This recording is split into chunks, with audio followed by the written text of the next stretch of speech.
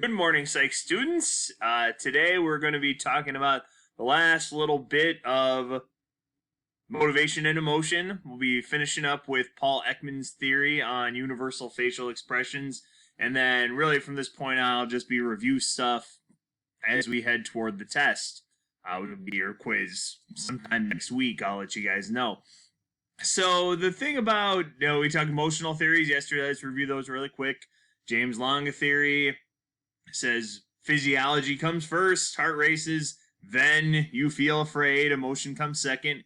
Cannon-Bard theory says it happens simultaneously. You have the physiological change and the emotional change at the same time. Two-factor theory, where the two factors are physiological change plus cognition, okay, meaning you cognitively label why you think you're having the physiological change, and that produces emotion. So really, Ekman's theory when it comes to emotions has to do with what we would have watched had we been together, and heck, maybe when we get together in May, we can watch the movie Inside Out.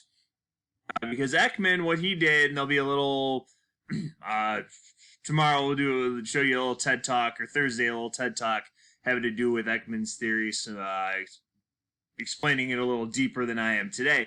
But went across cultures and noticed that we all have universal facial expressions, that you could go to isolated tribe in Papua New Guinea, or Toronto, Canada, or people in Toronto, Canada, and they would be able to recognize the emotions that people were having, okay, while they were smiling, frowning, things like that.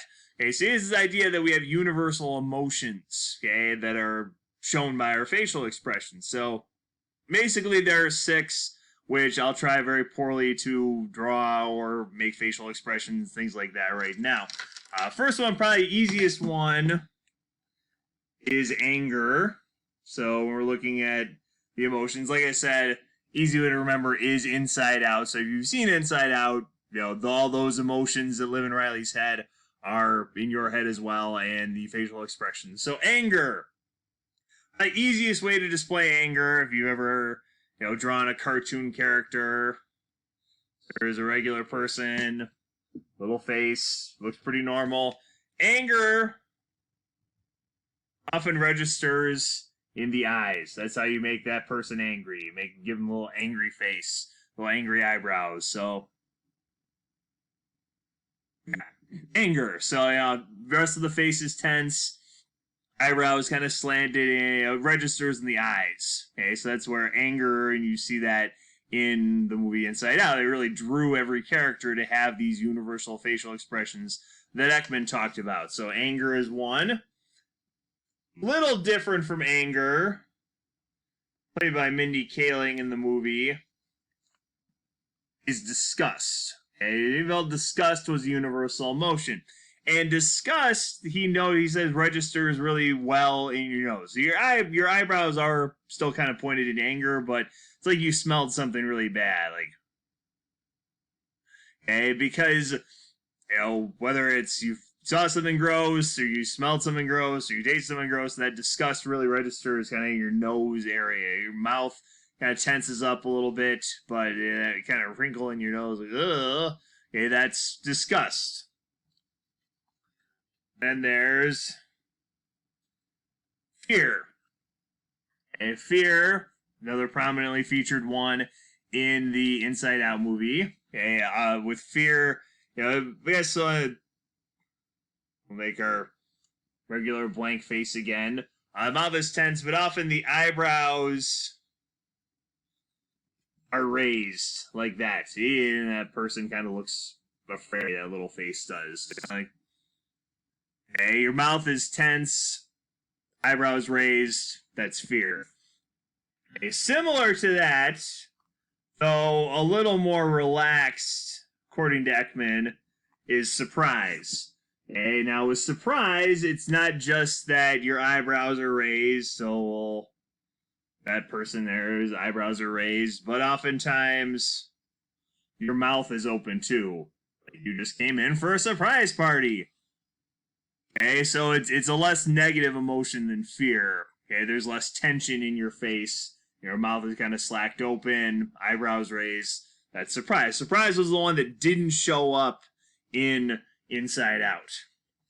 Okay, and then, of course, you have joy, the kind of main emotion that you see. Okay, joy or happiness, okay, as an emotional expression. And one thing Ekman wanted to point out is that, fake smiles versus real smiles. Now, he used to be an expert. Fake smiles is kind of, you can't really tell I'm smiling there. So I often think about my daughter Mira and how she used to draw people smiling. So it's not just, if you're doing a real smile, it's not just that your mouth is smiling, your eyes are smiling as well. Like, hey, that's sort of making a face like that recognizes joy. And then, of course, the last one is sadness.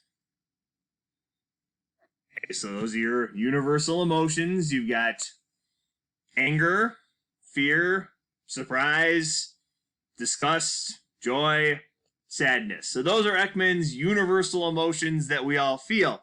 One of the other things Ekman talked about was display rules. And this is the last little vocab word on your motivation and emotion notes. Display rules are kind of cultural norms or social norms, okay, for how we express ourselves. So cultural and social norms for how we express ourselves. And then this could be, when it comes to facial expressions, it could be one of the emotional expressions. Basically, when is it appropriate for us to express certain emotions? That would be display rules. So, you wouldn't go to a funeral with a big smile on your face. Okay? Obviously I've been to plenty of services like that in my day, and oftentimes people do laugh when they're remembering fun stories about your loved one who's passed on, but it's still a very somber occasion. So walking into a somber occasion with a big smile on your face, okay, kind of violates display rules. Okay, so that would be one example of display rules is that. You can think of other times where if you've ever had someone in your life who's kind of inappropriately expressed emotion at the wrong time or wrong event, things like that, it would be violation of display rules, and we often conform to those sorts of social norms. Okay, so that's really it for Ekman and motivation and emotion theory. Like I said, we'll start getting into review mode. There'll be a crash course, things like that, over the next couple days. Friday you have off. Then you have Monday off because it's the planning day, so we're probably looking at Tuesday, the Kahoot, and Wednesday, the quiz for this stuff. So the rest of the week, reviewing, beginning of next week, reviewing, then you got the quiz on this stuff. Okay, so let me know if you have any questions, and I'll talk to you again soon. Bye.